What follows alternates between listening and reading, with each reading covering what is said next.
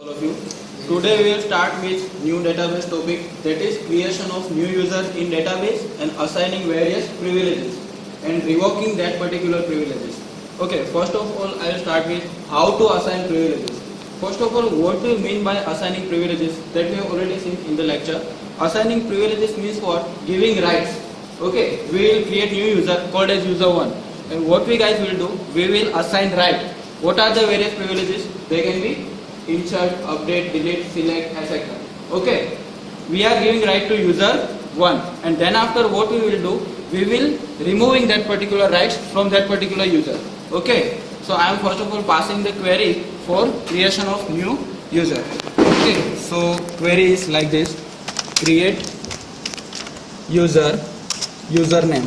I am giving username as user1. Okay, whatever it may be, you can give whatever name you want. Okay, create username. Then after you are supposed to write the keyword as identified by write down password. Suppose I am using password as system. Okay, so it will give message as user created. So username is user1 and password is system. Okay, so now it is my system window. Suppose I want to perform login with this newly created user. What I supposed to do? I supposed to create one new window. This is my user window, and this particular one is my system window. Okay, so I'll trying to perform login. Connection. What is our username? Username is user1 and password is system. But it will show error. The error says that user1 lacks some permission, lacks some privileges. What privileges is not provided over here? It is create session. So from system window, this one is system window and this particular one is user window. From system window, I supposed to assign the right for create session. So write down query grant create session to username. Username is user1. Okay. Answer is grant success. That means what? User1 has been already granted for creation of session, right? So right now what I will do, I am performing login and password is username is user1 and password is system. Now it is connected. Okay, so I can say that I have already given the create session right? Okay, now suppose I want to access one table from user1. So what we will do, first of all I am directly writing query select star from, as I am using this particular employee table, EMP table from my user window, I need to write this system keyword, system.myTable name. But what it will say, table or view does not exist. Suppose I am providing right. Now what I am doing, I am granting right? So grant select on my table name. What is my table name? EMP. Grant right is my select, right? Grant select on EMP to user1. Answer is grant succeed. So I have given one right name is select, and I have given this right on EMP table to user1. Now I am trying to access this particular table from my which window? User window. Okay, so try to perform select query select star from system.emp. Can I access the table? Okay, that means what? I have successfully given which right?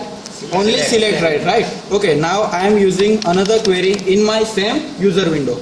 Insert into EMP values. Suppose that employee number is my primary key, so I am not repeating the values, right? Employee number, employee name, employee designation, assume I am using manager, and salary 50,000. Okay, is there any error? Yes, system.emp. Okay, so I supposed to write system.emp, right? Over here. Okay, so system.emp. Okay, insufficient privileges. That means what?